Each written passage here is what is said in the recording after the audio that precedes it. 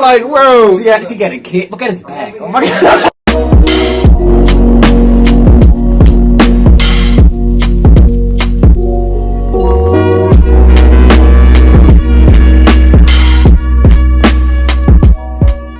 No, I'm playing. What's up, y'all? Welcome back to another reaction. This is how Britain and America inspired Nazi eugenics. I actually did a project on this when I was in school. Eugenics started in Britain. You know, it was this theory going around back in the early 1900s. You know, it was based off of Darwin's science. You know, survival of the fittest type shit. They used it to basically justify racism and all these other things, and you know, give a reason for why they had better technology, supposedly superior culture compared to all the other people they had conquered. You know, through their colonialism and all that other shit. Yeah, the idea of kind of like began in Britain, and then when it got to America, you seen it blossom to like this scary thing when they had like eugenics offices and they had like sterilization centers and stuff where they would tell black women, look, you can't afford to raise your children, so just tie your tubes and you know you don't have to have any more babies. So they sterilized up to 60,000 black women up into the early 80s. For a time, they were still sterilizing actually prisoners and stuff in certain prisons around the United States all the way up to 2016. So, yeah, you see Hitler talk about it in Mein Kampf, his book, when he was arrested after the Munich putsch. You know, it was basically like a failed coup in Bavaria and Germany. He talks about how he looks up to America's capability to wipe out Native Americans and how they colonized the West and they created like a white republic and shit like that. You know what I mean? So, you know, we had something to do with all that horror that went on in Europe through the 40s and stuff. You know, we'd like to wash over and act like we had nothing to do with it and we were perfect, and that after Martin Luther King, there was no more racism. Then you had Obama. Come on, niggers. What else do you want from us? Come on. You sterilized 60,000 of your women. Come on. What else? Don't be angry. Just get over it. It's in the past. That was like 20, 30, 40 years ago, man. That was your mom ago. Come on. Come on. Let's get over it. I don't know. It's interesting. Hit that like button, subscribe, and share. It's road to 10K. If you check out the 412 show, and that would be game, and we'll hop right in.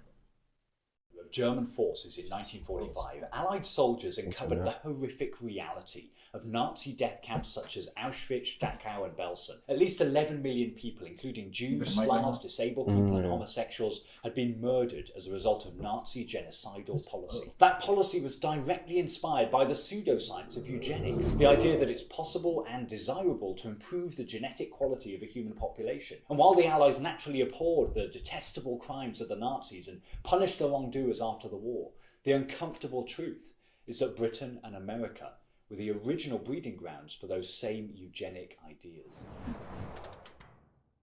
Modern eugenics had its origin in the 19th century with British scientist Francis Galton. A polymath who made important contributions to many fields, Galton was hugely influenced by his cousin Charles Darwin's Origin of Species. In his first chapter, titled Variation Under Domestication, Darwin explains how different breeds within a species are often produced from a common ancestor by a process of selective breeding. Galton was the first person to apply Darwin's ideas to humans.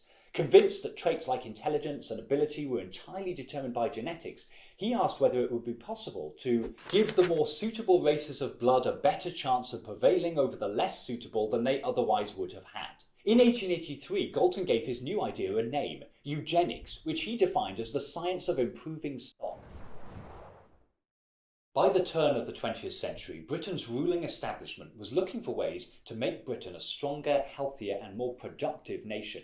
Galton's ideas began to attract interest. Eugenics was seen as a panacea. If the population was simply made better, then so many problems would be solved, from crime to poverty to mental illness. The liberal reformer William Beveridge, architect of the welfare state, and the economist John Maynard Keynes, a key thinker in 20th century liberal economics, were both prominent supporters. Even British liberals and progressives became enthusiastic about policies such as forced sterilisation, which, if enacted, they believed could eradicate negative traits from the population. It was evil. Can you imagine if we didn't fight the Nazis and beat these niggas? They probably would have.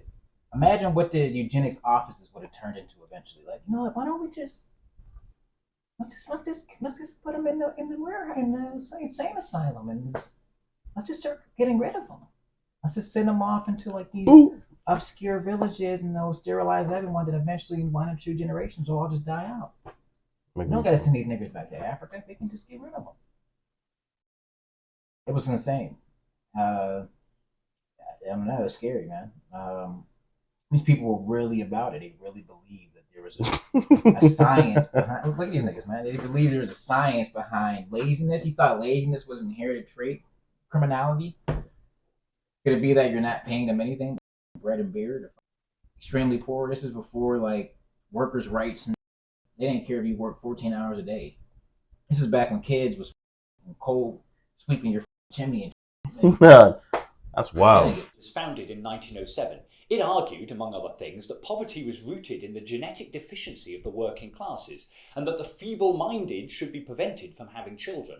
30 years before he led Britain to victory against Nazi Germany, Winston Churchill was honorary vice president of the Eugenics Education Society. In 1910, Churchill warned Prime Minister Herbert Henry Asquith about the very terrible danger to the race posed by the multiplication of the unfit. And as Home Secretary, Churchill went on to propose a series of eugenic policies, including forced sterilisation and the prevention of marriage between those judged mentally unfit. He also planned labour colonies where the criminally feeble-minded could be detained. Long before anyone knew Hitler's name, Churchill was using the sort of language that would later be used by the Nazis to describe those who failed to live up to the standards of the master race. Around the same time, eugenics took root in the United States. In 1906, the inventor of cornflakes, J.H. Kellogg, founded the Race Betterment Foundation in Michigan. In 1911, the eugenicist Charles Davenport founded the Eugenics Record Office in New York. Kellogg and Davenport believed that eugenic policies could alleviate the economic burden caused by certain undesirable members of society, especially the disabled and the mentally ill. They enjoyed the financial backing of huge corporate foundations, including the Carnegie Institute and the Rockefeller Foundation. They held conferences, printed adverts for eugenic marriages, and published their research in journals and newspapers. The campaigns worked. In 1907, the state of Indiana passed the first compulsory sterilization law in the world. By 1924, 15 different states had passed similar legislation. These laws were passed in the hope that those deemed unfit to reproduce and the mentally ill wouldn't be able to pass on their inferior genes to the next generation. Between 1907 and 1963, over 65,000 people were sterilised against their will. Relative to the American population, a disproportionate number of those targeted were black, Hispanic and Native American women. This demonstrates just how quickly the idea of eradicating negative traits was unmasked as a racist agenda. Eugenics led American policymakers to acts even more atrocious than forced sterilisation. A 1911 Carnegie report explored 18 different potential methods for removing defective genetic attributes and proposed euthanasia at number 8. One influential American textbook, Applied Eugenics by Paul Popenoe of the American Eugenics Society, argued that the first method which presents itself to cleanse the gene pool is execution. Its value in keeping up the standard of the race should not be underestimated. These ideas were actually put into practice in some states. One mental institution in Lincoln, Illinois, fed its patients milk that had been infected with tuberculosis in order that the genetically weak among them would be killed off. What's wrong with people? For eugenicists across the globe, the United States was the shining example of what eugenics could achieve. In Mein Kampf, published in 1925, Hitler lavished praise on American eugenicists. He claimed that he had studied with great interest the laws of several American states concerning prevention of reproduction by people whose progeny would be of no value or be injurious to the racial stock. Hitler and Churchill agreed. America was doing a great job of eradicating the unfit through eugenic legislation. One American eugenicist Hitler particularly admired was the lawyer Madison Grant. In 1916, Grant published The Passing of the Great Race, in which he lamented the pollution of the Nordic race by other inferior races. Grant was less coy than earlier eugenicists about the racist basis of his thinking.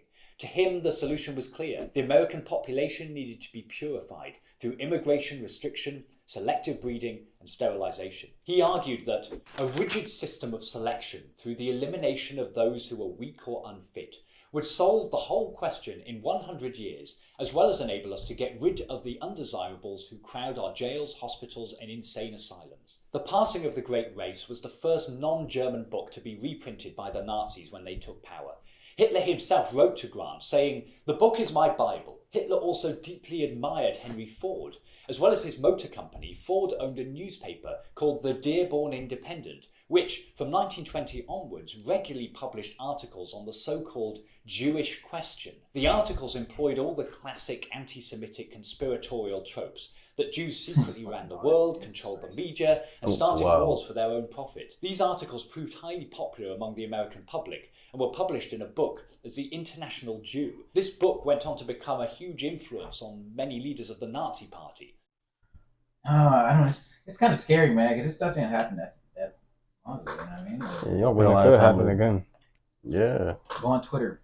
you don't realize how people Niggas are insane. Like, I'm very disappointed in humanity. Just the way, like, you're able to be so primitive. like think like this. This is why aliens don't want to come here. They're like, these people are still talking about color? Yeah, you don't realize how many like companies. I didn't realize how many companies like did this. Kellogg, Carnegie, Fanta, Cereal? Cinnabon, Victoria's Secret, Puma, Adidas. They both the brothers were Nazis. That's crazy. Ford, Henry Ford. Yeah, Ford. You know what I mean? And if they don't even talk about the Japanese though. The Japanese were 10 times worse than the Nazis on World War II. They were scalping babies, banging that in them up the ass and throwing them in rivers. They had like whole demonic.